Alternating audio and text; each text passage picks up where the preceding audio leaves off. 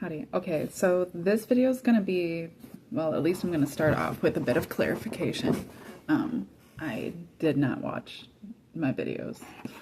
I haven't watched them since I made them. I started to watch one in particular and realized this is why I don't watch my videos. But I realized that, like, the way I tend to communicate is just complex and makes things kind of hard to distinguish. And I'm trying to figure out how to be more thorough while also being concise. And I do this weird thing where I'm always talking in like other persons in order to, it's like the way that I talk is like reading a book. I talk like the way that like I write. So, you know, sometimes I'm writing like as if I were a whole other character in order to convey a very specific message with a certain feeling, like a certain way. And, sorry, I got a message. That doesn't always translate the best when it comes to like verbal communication. So I'm just gonna have to make a point to try to better express certain concepts or not. I mean, I don't know. So okay, so I want to clarify, just because I know that things can get a little muddied in the way that I tend to communicate.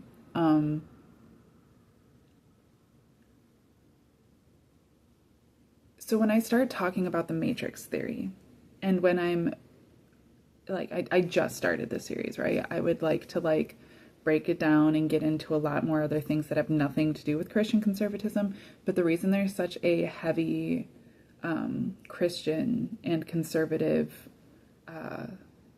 mentality and conversation initially is because of my beliefs about the matrix in which we exist. And when I refer to the matrix in which we exist, I'm referring to the intentionally established illusion that separates us from God, ourselves, our highest selves, our truest, highest power, our true connection with the universe. That is what I believe God to be.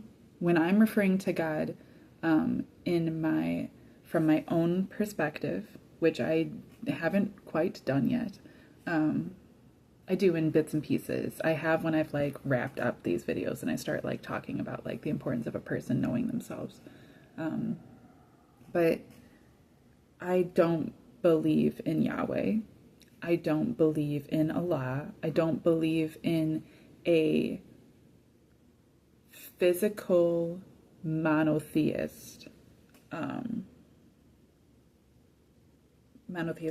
God. I don't believe in monotheistic deity, right?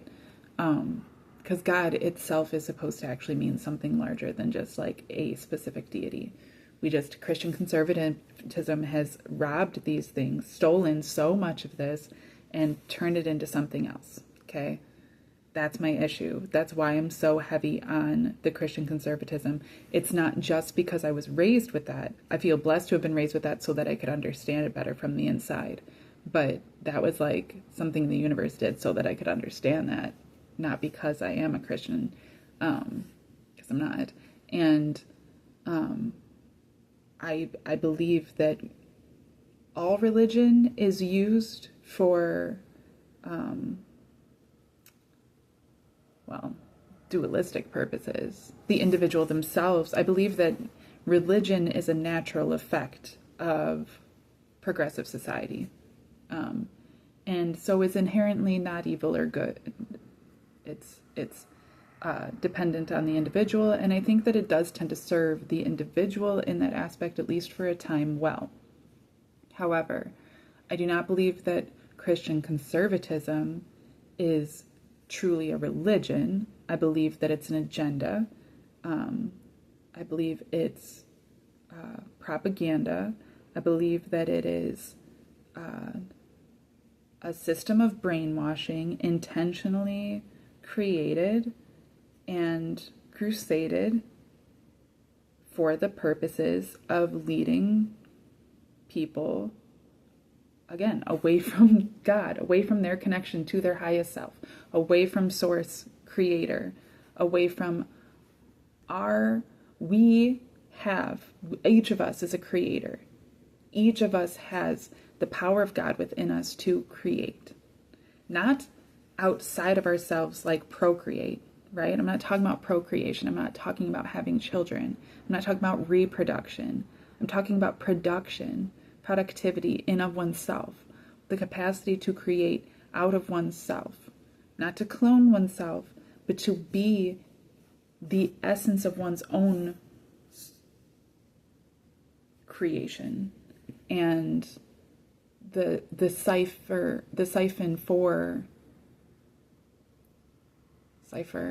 I guess that's an interesting one too, huh? For source energy.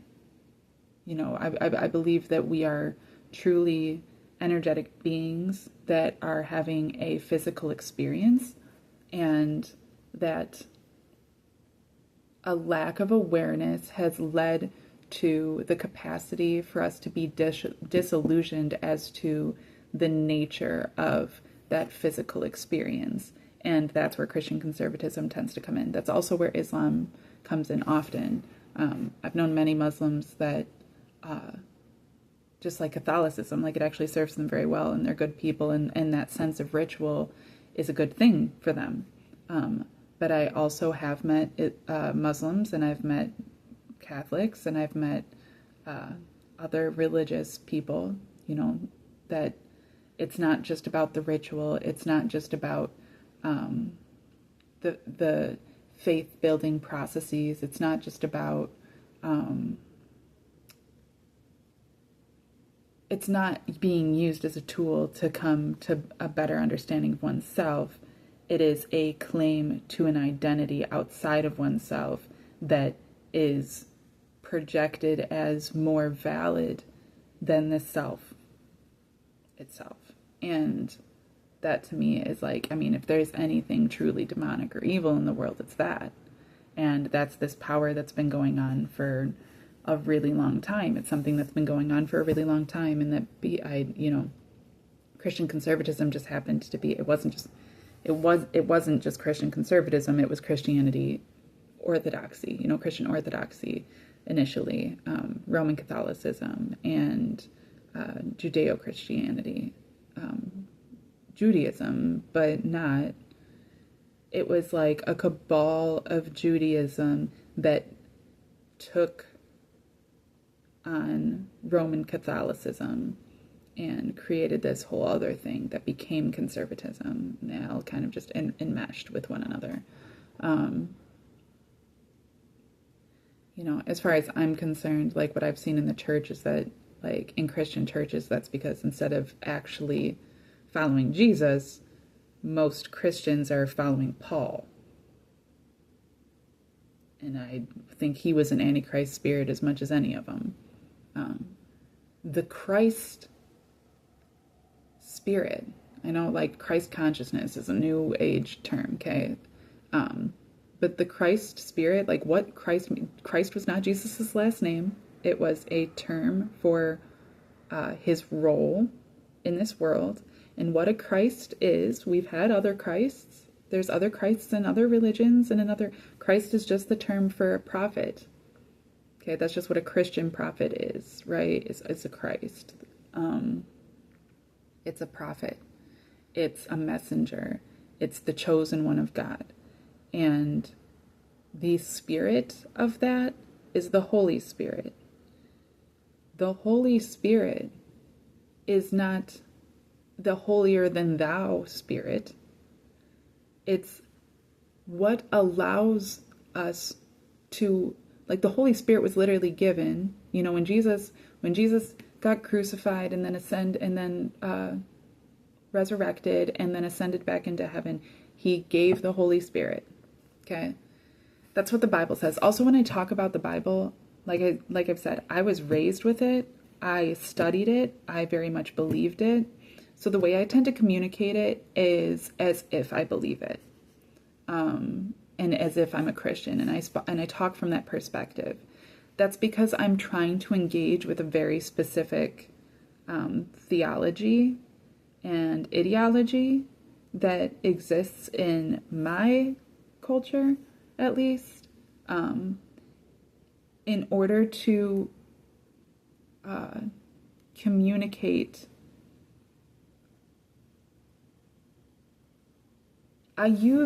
So in the same way that I believe that Christianity, conservative Christianity, but Christianity has taken what was valid, like the Christhood and the concepts that Jesus had taught, in those ways, all of these concepts that were actually taken from prior religions, older religions, and then converged.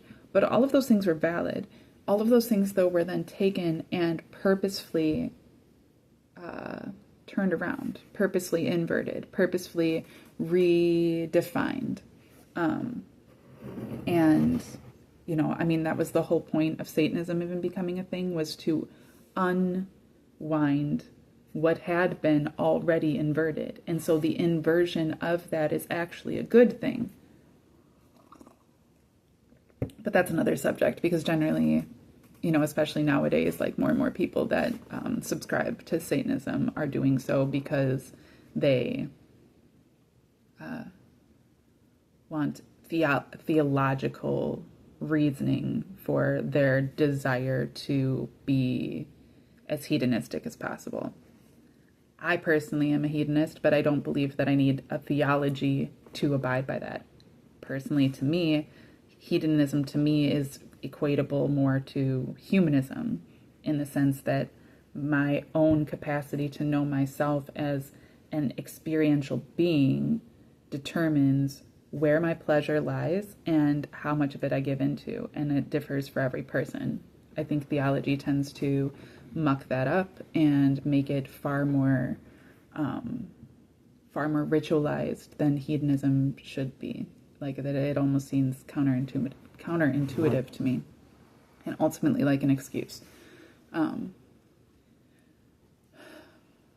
But what I've seen is that Christianity, especially nowadays, has taken all of these concepts, I said it in a different video, but me lighting herbs and incenses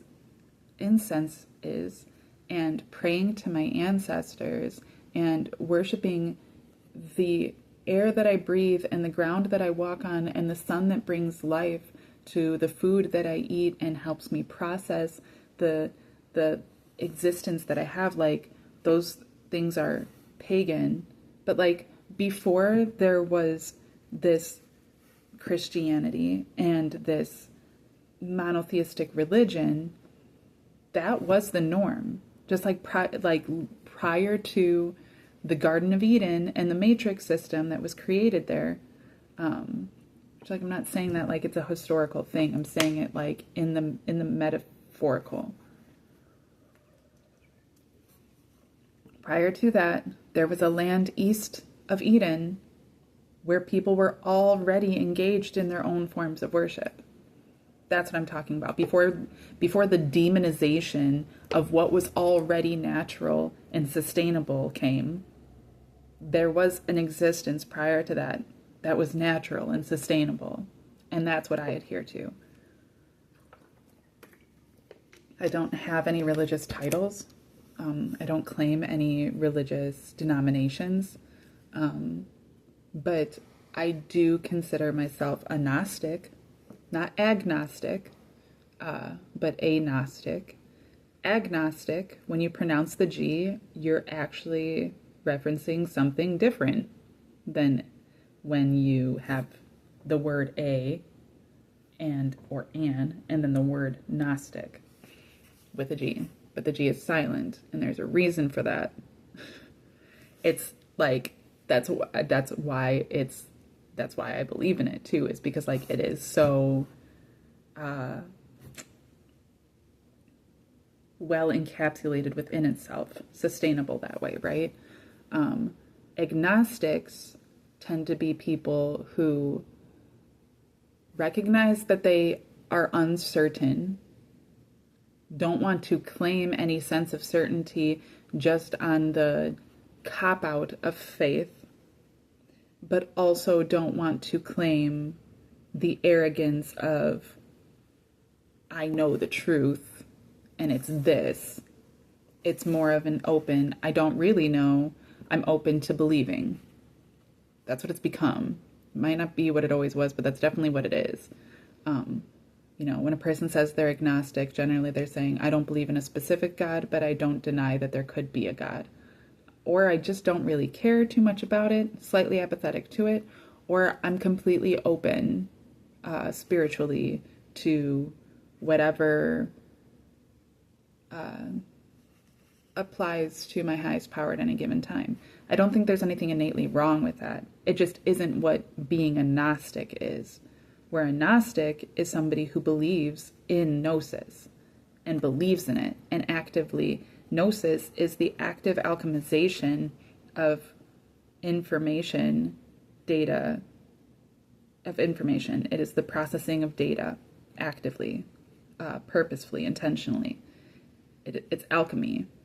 It's recognizing that one's self receives one's own experience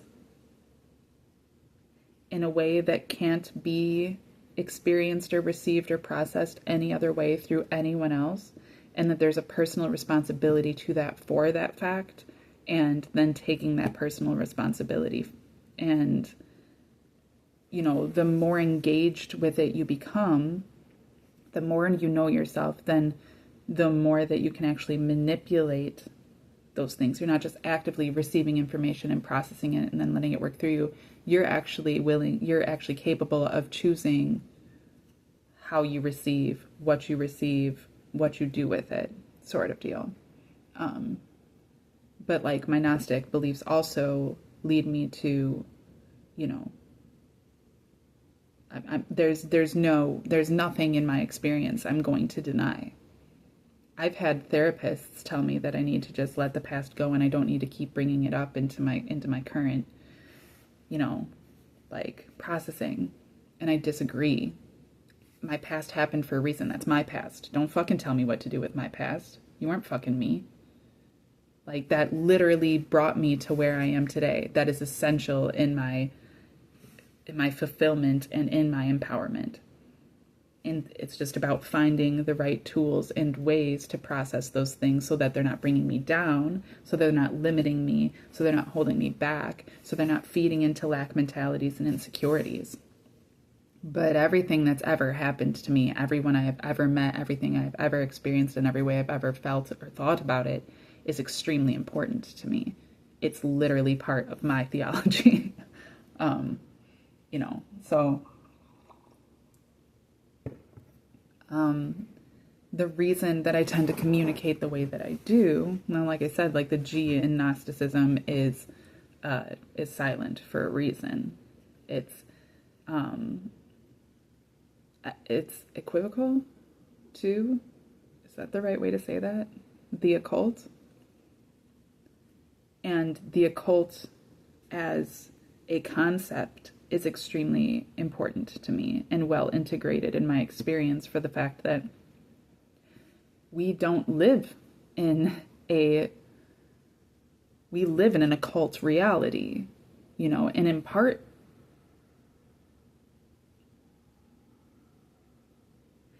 it's because it's third dimensional. In part it's also because of this illusionary matrix in which we exist. Which is such a strange thing as I think about it too, because I tend to define the third dimension as the tangibility, but the fifth dimension is also tangible. It's just not physical. And the fourth dimension is the transition between those, and it's often where spirituality, near-death experiences, that type of consciousness comes into play. But now that I'm thinking about it, like I would actually say that like this matrix illusion actually is fourth dimensional in of itself too. It's just a layer on top of the third dimension.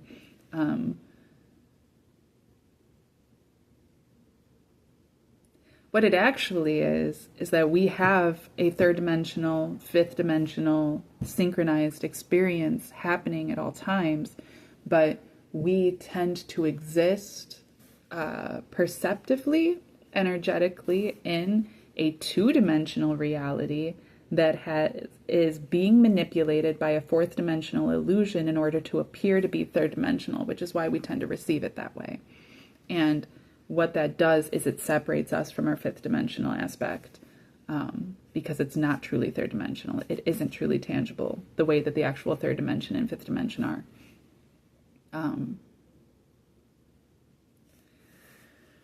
So, you know, the way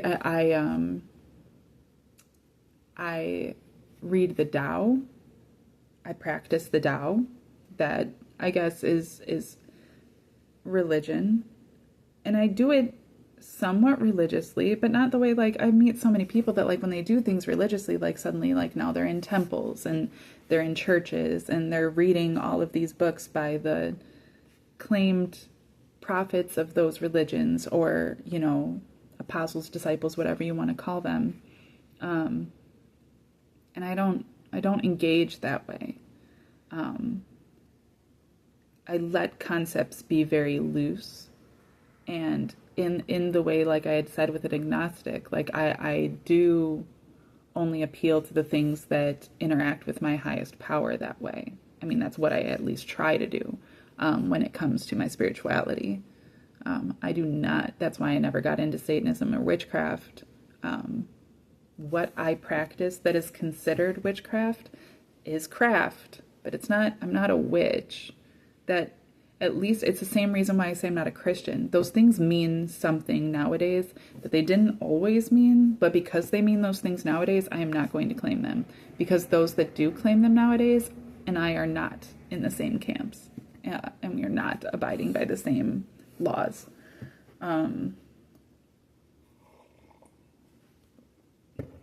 So the Tao, to me, you know, the Tao is like the yin yang, and it's the way of the yin and yang. It's the balance between the perceived dichotomy in all things, the essential dualism in all things. You know, where, like, again, like Satanism will tend to is also, well, especially like Luciferianism, is based off of the dualism, but in a more, which is weird because it's more occultic, but like in a more like surface way, in a more tangible way, that way, where the Tao doesn't ever actually try to tell you it's this or that. This is the way. The Tao is the way, and it says, like, in the Tao Te Ching, which is what I have, and where, you know, that's what I go to for a lot of my processes. But that was the point. All it took for me to give in, to like have anything to do with this ideology and these theologies, was to have it explained to me by somebody who is an author, a friend of mine who's an author and who had researched these things for years. They also researched the Vedic texts in Hinduism, and so those were kind of, you know, the Tao and Hinduism kind of tended to be what they knew best and what they were able to teach to me. And this friend of mine gave me the Tao Te Ching that I have, and I have it with me all the time. I carry it with me everywhere. Thank you, James. But it doesn't try to tell you this is who you need to be, this is what you need to do, this is what's right, this is what's wrong. Conform yourself to these things. It tries to convey reality in such a way that you are led to consciously conceive of what is right or wrong for your own self. And that's the path. The path, it's just trying to lead you into your direct one path. There's one path for each individual.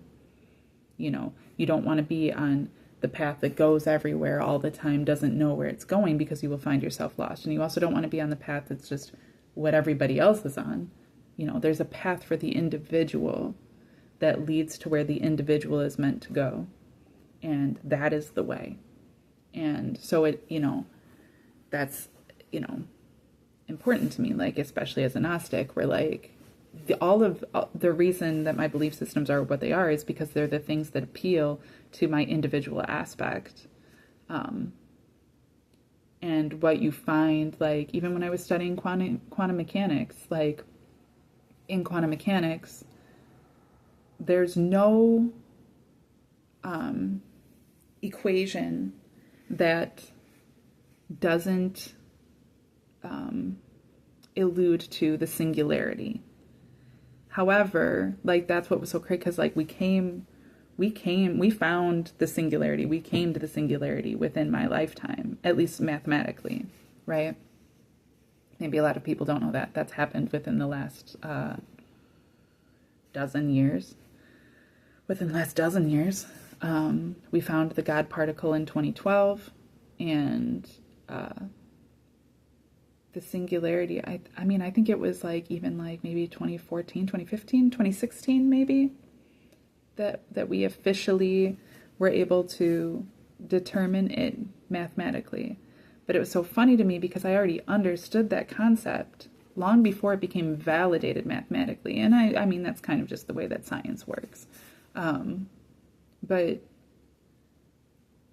the way that I had seen it, the way that I explained it to myself, or that I would explain it to other people, and the way me and my brother had talked about it, which is what, like, when I first came to it, was, you know, we're searching for the, not just like quarks, right, which are like the atoms of atoms, you know, where the, you know, not just molecules, not just atoms, not just quarks, but like the essential particle, the tiniest, most essential particle in the universe, what we had determined gave way to the rest of life, right? And what does that look like? And once we find that, like, everything's supposed to now come together, right? What we didn't really foresee was that in the defining of the singularity, we were actively defining a existential division. I think we did know that. I think that was part of it. I think that's like the plot and the agendas that all the conspiracy theories talk about and stuff like that. I think both things are happening at the same time, the good and the bad. And it's all a matter of perception and which timelines you want to be on and what you actively choose to receive from those things. But, you know, so like the separation from God, but this was like the total separation from God in finding the God particle, and then in coming to the point of singularity, because it didn't just happen right at once. It had to happen through mathematical processes. But processes.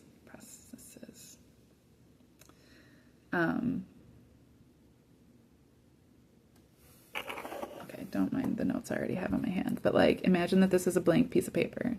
Don't worry about that. Imagine that this is a blank piece of paper, okay? There's nothing. It's just white. Just white. The second we discovered the singularity, right? Just like this little, okay, sorry, my hand is sweaty. You get the point. As soon as we have the singularity, it's one singular aspect of existence, right? The core aspects of existence, one tiny, tiny little thing. We didn't just find that. We didn't just discover that. What we did was, in order to prove that this was what it is, was we also simultaneously proved that it isn't all of this. there's no way to detach that division that is innate within the singularity. That's like why the double slot experiment has like continued to educate and baffle scientists, because it initially seemed to just be able to show us that like our calculations of physics at a core were lacking, because we were defining material existence by measurable particles, not realizing that the act of engaging, the act of experiencing, the act of even just simply observing was also affecting the material reality. And it was through that understanding that we came to understand things like black matter, dark matter, the antimatter, the concept that there is more substance in the universe that we can't physically measure and determine mathematically than there is that which we can. And, you know, that was presented back in the 1920s, and people were like, that's fucking blasphemy. They always think everything's blasphemy, right? But that was blasphemy back in the 20s. It took until the 70s and all of these like free rights movements and stuff that people started to be willing to accept that. And I think largely in part because a whole bunch of people had been on acid, and probably a whole bunch of scientists too had been on acid, and suddenly realized that like, well, you know what, maybe we don't fully understand everything the way it is. Maybe these conservative standards are limiting our understanding and our capability to measure these things properly. And so In Search for the God Particle was a way to try to measure what had up until that point been considered immeasurable. Okay, can we find a way to actively measure, actively encase, encapsulate, encage, enslave this concept of what cannot be measured otherwise? And we did, but we also didn't. And that's why it just keeps going on. That's why it just keeps progressing, right? But the Tao works the same way. That's what's so cool about the Tao and things like the Vedic texts, which also kind of communicate in the same sort of way. Because even thousands and thousands and thousands of years ago was still this innate concept. Our ancestors have always known this innate concept that as much as can be understood, there's so much that can never be understood. And that it's in the embracing of what cannot be understood, or at least the uncertainty of what is not understood, in order that causes us to truly know ourselves and to recognize our place within the universe. These things, you know, in quantum theory become so profound because we are finding mathematical bases for them. But these concepts have existed for millennia, and have been well instilled into us as individuals, and also into our cultures and developments throughout generations and generations and generations. So when I'm communicating, what I am generally doing, often doing, if it sounds oppositional, if it sounds like I'm saying the same thing again and again and again, but I'm saying it different every time, and I'm like getting to a different point every time, that is the point. It's to widen that view and that perspective of that specific subject, and it's to kind of crack open that surface identification of certain beliefs and certain concepts, in order to reveal the deeper nuances and less measurable, tangibly measurable nuances of such subjects. And that's why, like, I'll, you know, like when I'm specifically talking about Christianity and the way that I tend to talk about those things, I talk about them from that perspective And in that way, I'm also like trying to validate the psychology behind those beliefs, but while simultaneously saying these things that seem to be in direct opposition, because I'm also trying to remove the illusion from the truth of the psychology behind those things, right? So, you know, it's not double speak, it's not having a silver tongue. It's a very, like, I have worked very hard to learn how to communicate the way that I do. And I do it intentionally. And I've done it but like at the same time, like it also comes naturally. I let myself go and I just let myself start communicating those ways. That's the easiest way for me to do it. That is the actual base of those things, is to just accept that I can't define what is indefinable. The best that I have is I learned it from the Tao, is to communicate that way, to make allowances for others to come to their own opinions. So like, that's kind of the point too. You will often hear me like communicating things that you'll sit there and be in complete agreement of. And then, you know, and we'll both be under the understanding that like, not only are we in agreement, but like, this is something that like is generally understood in the way that it's being communicated. And then I'll throw in something that just seems completely oppositional, that just seems to like not fit in with that at all. And that is intentional. Often it is just my ADHD, but like it is intentional in order to, like I said, like break those things open, spread those things out, draw a line from this point to this point, because it's as if there was a whole bunch of dots laid out for us, and those that seek control came in and drew what they wanted the picture to be. And it's not that you can't connect the dots those ways. You can connect the dots any ways you want to. You can come up with an array of different images out of it. But it's about finding different ways to connect those dots and purposefully showing the movement of those lines in order to like help people see at least where I'm coming from and why my opinion is the way that it is about these things. You know, and then I also like tend to fall back on just taking I'll take the personal like hit of being identified by certain belief systems, because I myself, knowing that I don't actually adhere to any of those and only adhere to Gnosticism and alchemy, am able to alchemize those things. So like if what it takes is somebody being like, oh, so you believe that, and then that's what it takes for them to be able to process their own theology and then have an argument about it, that's great, because now I can take that thing that I don't actually personally believe but know how to properly engage with and can break it down with you. And I'm always open to like receiving other people's opinions and views and perspectives and adding them into my own worldview.